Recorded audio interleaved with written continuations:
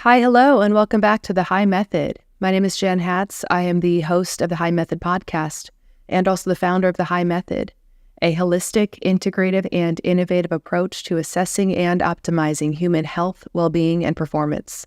And I am partnered with Neuroforce One, a human performance company that has been training champions for years, and they offer training and assessments in their facility as well as remote options available. And whether you are an athlete, a coach, or a parent of an athlete, or a guardian of an athlete, then you'll want to know this when it comes to trying to beat the heat of the summer, and especially how to combat these different variables when it comes to changing temperature, changing humidity, just changing environmental conditions in general, and what that can do when it comes to impairing performance, but also impairing and potentially being detrimental to health, to physical and mental health really too. So trying to protect the health and integrity of our athletes, of our performance, in general, and trying to keep everything fun and safe, really, because safety is absolutely number one priority.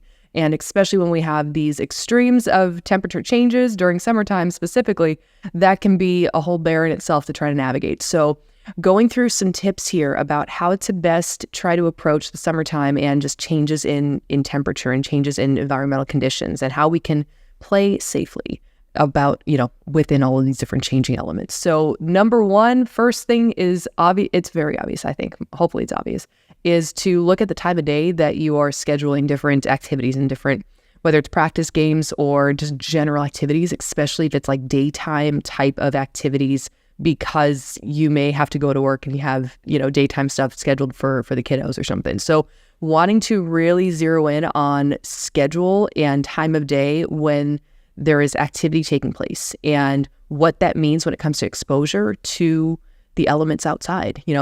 Are the activities that are taking place during daytime, are they near sources of shade where you're outside, but you're under shade and you're out of the direct sunlight? Is it near sources of water? Like, is it at a pool or a beach? Is, whatever the activity is that you're looking at, you want to look at, like, what is the time of day and where are we at and what is the exposure that we're looking at? Ideally, you would want to limit the amount of direct sunlight exposure as much as possible, especially during those daytime hours. And if there is the ability to schedule practices for a team, for instance, that is either early in the morning, I'll say early, but like somewhere where the practice is starting early enough that it's ending by about 10 a.m. Or the other alternative is practices that are in the evening. So practices that maybe are starting when it's already, 5 or 6 o'clock, or I wouldn't say much later than that, because depending on the age group that you're dealing with, you don't want to, move too close to bedtime when it comes to activity. But ideally, trying to schedule whatever high activity output we're looking at for those windows of time when we're not during the heat of the day and not in direct sunlight, ideally. So that's the next thing, is trying to look for sources of shade. So we may not always have control over the environment or the different landscapes that we have access to. And so whether or not you have access to shade that is already there, or if you have to create shade. So if you have to bring as many tents or whatever setup you can to create shade for whoever it is that is there, whether it's the athletes themselves that need to have a source of shade to move into in between different sets or reps, or if it's, even just to have tents set up at all times, and that's like just part of the spiel. That's part of like the thing, is that you have tents that you're working on under the tents, basically. But ideally trying to prevent as best as possible that direct sunlight exposure and prevent it during the day, during that time of day when it is the heat of the day. So that combination there of shade and time of day. Now, the next thing is, of course, prioritizing the proper hydration and fueling tactics. And I have an episode out that is specific to that. And if you're also interested in learning more about that in general and learning about much more details about that, you have a lot of questions and you want to know all the details, all the ins and outs, I have a course that I've put together. It's called the Performance and Wellness Course. And there's a link in the show notes that you can click the link. You're going to be taken to a survey. It's an anonymous survey. But all I ask is that you fill out that anonymous survey, and then the course will be sent to you completely free. And that is your course to have forever and ever, to, move through the different chapters and learn everything you can, and even, go back to over time and test yourself and see in what ways you may need to adjust or change something. So everything that you could possibly need to know when it comes to fueling and hydration and, keeping safe under these conditions. You can find that in the Performance Wellness course, completely free. So click the link in the show notes to access that. Now, one last thing that I want to finish off with this topic, though, is the fact that it is a concern of safety when it comes to trying to beat the heat. And so some things that, especially nowadays, there are, especially social media, we'll say that there are different, we'll say tools or tactics or methods or just trends in general that will circulate around social media. And whether or not these are safe or not is not always brought into question. And so I want to address something right away that is absolutely not safe that you may be seeing around social media in some way, shape, or form, especially during summertime. And this is the use of ice tubs and really submerging yourself in ice water around that time, specifically immediately after a workout. So this is not at all a cooling tactic, a body cooling tactic. Instead, this is putting you at an increased risk for heat stroke. The reason being is because your body self-regulates. Your body is thermoregulating, and it needs to remove excess body heat from your core temperature, from your core, out to the surface of your skin, and for that to evaporate into the air. That is how you remove excess body heat from internally and remove it from your body. It has to move through the skin, and it has to be evaporated into the air. That is not possible if you are submerging yourself in ice cold water.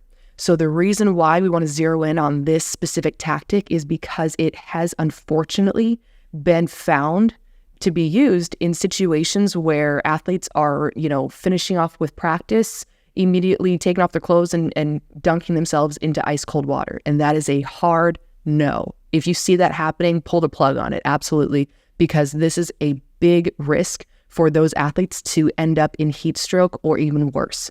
And we don't want to see anything happening to athletes because of something that we're trying to do to help or optimize, but instead it's dangerous. So that is the one big thing that I want to put out there, is that do not ever submerge in ice cold water as a body cooling tactic. That is not doing that at all.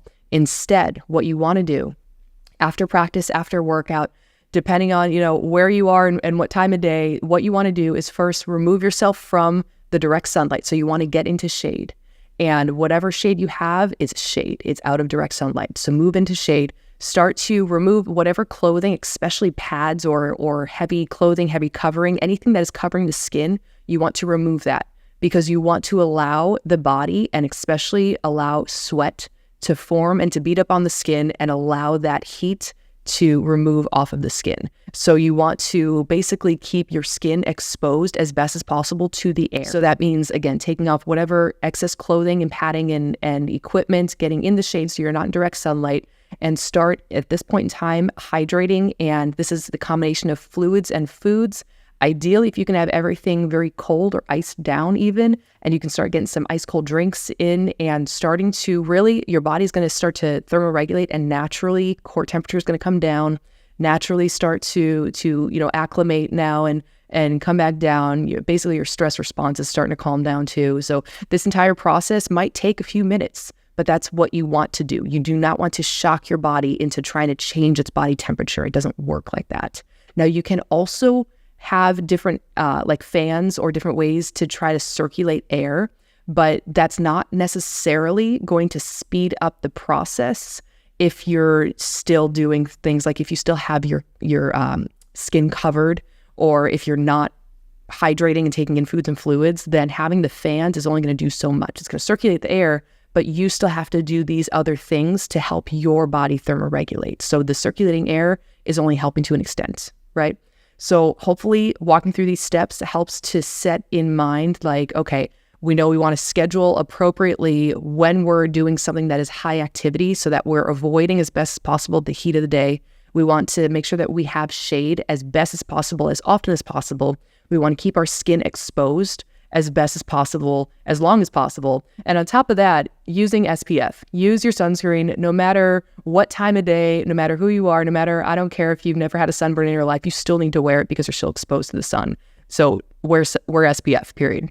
So on top of all that though, and then also allowing yourself to have those ice cold foods and fluids so that way you are hydrating properly And after all is said and done, then once you're cooled down, you're maybe indoors, you're much more relaxed. Now would be a time when you can maybe start to play around with those different temperatures of water, but not at all anywhere near your practice time, not any time when you are in this heightened core temperature, when your body is warm, you're sweating. That's not the time for it.